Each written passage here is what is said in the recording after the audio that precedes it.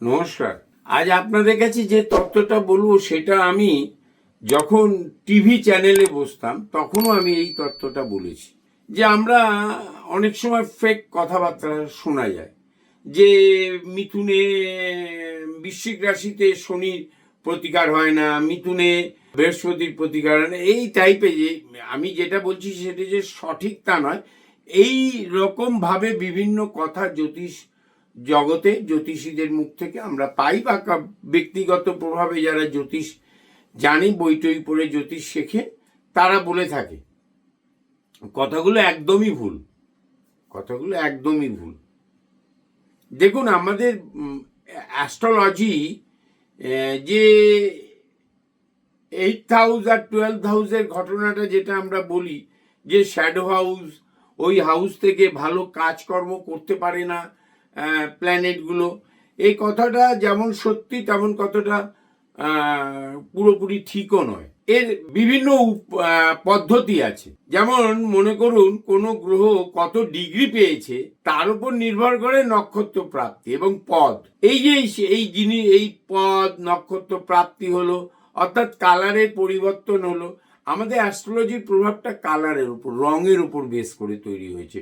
মেষের রং না লাল, বৃষর রং সাদা, মিথুনের রং সবুজ, ধনুর রং হলুদ, কুম্ভর রং নীল, মকরের রং নীল, এই যে বৃশ্চিকের রং লাল, এই টাইপের যে এই যে লাল, সিংহর রং লাল, এবং প্ল্যানেটগুলোরও কালার এই রকমই।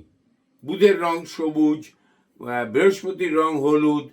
এই যে হলুদ রং, সবুজ রং, এইগুলো কোথায় গিয়ে ব্ল্যাক হয়েছে, এটা একটা বড় কথা। দ্বিতীয় কথা হচ্ছে হলো, যেখানেই ব্ল্যাক হয়েছে সেখানেই অশুভ যোগ প্রদান করে।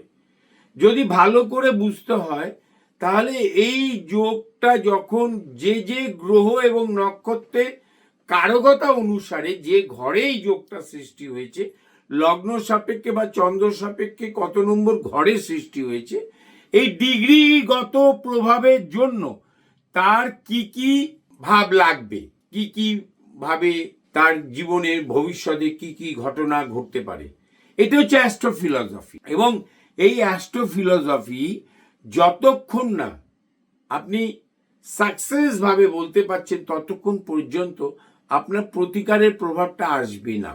ওইটাকে সাকসেস করতে ওই অ্যাস্ট্রোফিলসফি যে আপনার আইডিওলজিটা আছে, আপনি যে সিস্টেমকে মেনটেন করে ধরেছেন, সে এক একটা বিজ্ঞ অ্যাস্ট্রোলজাররা এক এক রকম সিস্টেম তৈরি করে। প্রত্যেক অ্যাস্ট্রোলজারই একটা সিস্টেমের উপর বেস করে। বিজ্ঞ বলুন আর কম দিনের অ্যাস্ট্রোলজার বলুন আর অল্প পড়া অ্যাস্ট্রোলজার বলুন, একটা নিজস্ব সিস্টেম যার আছে, তার সিস্টেমটা যদি ক্লিক করে, that is the rules, that is the rules. মানে বরাবর যদি ওটা ক্লিক করে যায়। এখন বিবাহ আছে, বিদ্যা আছে, কর্ম আছে, বিবাদ আছে, সাকসেস আছে, সাফল্য পায়নি, সাকসেস হয়নি, এটাও তো আছে, হেরে গিয়েছে।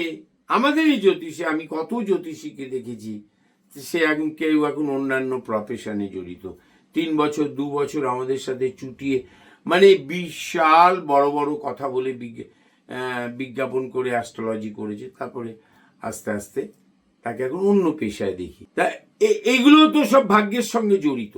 আমরা তো ভাগ্য বলি, ভাগ্য রিপেয়ার করি না। আমরা গ্রহের কারকতাকে বুস্ট করি, ডেভেলপ করি। তাতে আপনার স্মৃতি বৃদ্ধি পেতে পারে, আপনার আইকিউ পাওয়ার বৃদ্ধি পেতে পারে, আপনার আইডিওলজি সঠিক হতে পারে, সিলি মিস্টেক কমতে পারে, আপনার জ্ঞানের বৃদ্ধি লাভ হতে পারে, প্রাপ্তি অধিক ঘটতে পারে। এইগুলো সব কামস ফ্রম ডিফারেন্ট প্ল্যানেট। কর্মে উন্নতি হচ্ছে, আমরা ওই প্রভাবগুলোকে বৃদ্ধি করি। তা বৃদ্ধি করতে গেলেই যে ওই প্ল্যানেটের ওই প্রতিকার দরকার, এটা কিন্তু সঠিক নয়। এটা সঠিক নয়। সঠিক হচ্ছে হলো আপনার গণিত কি কথা বলছে, ডিগ্রিগত প্রভাবের ভাবস্ফুট কি বলছে, আজকের দশা কি বলছে।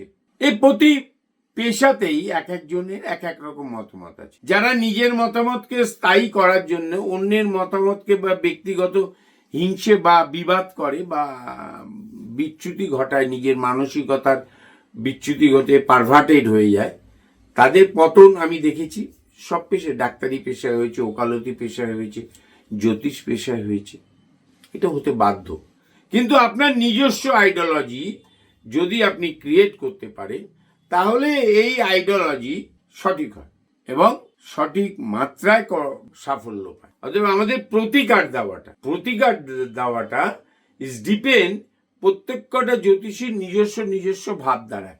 কিন্তু ইন জেনারেল কিছু ভাবধারা আছে যে ভাবধারাগুলোকে আমরা মেনটেন করতে চাই, যে সর্বজন স্বীকৃতি প্রাপ্ত সেই ভাবধারাগুলোকে আমরা যেমন মঙ্গলের প্রভাব প্রতিপত্তি অনুযায়ী এই ঘরে থাকলে সেই এই ফল দেয়, এগুলো নেচার দেয়, এগুলো সর্বজন স্বীকৃত। এবার জটিল যে ভাবধারাগুলো আছে, কোন সময় আপনি পিএইচডি করতে পারবেন কি পারবেন না, আপনার ছেলে উচ্চ মাধ্যমিকে কত পার্সেন্টেজ পাবে, এই যে সূক্ষ্ম ভাবধারাগুলো, এগুলো প্রত্যেক কটা জ্যোতিষী নিজস্ব আইডিওলজির উপর এই রুলস তৈরি করে। যে করতে পারে না সে যে পেশা থেকে সরে যাওয়ার আগে প্রলাপ হয়, প্রলাপ বকে। সবাই ভালো থাকবেন, নমস্কার।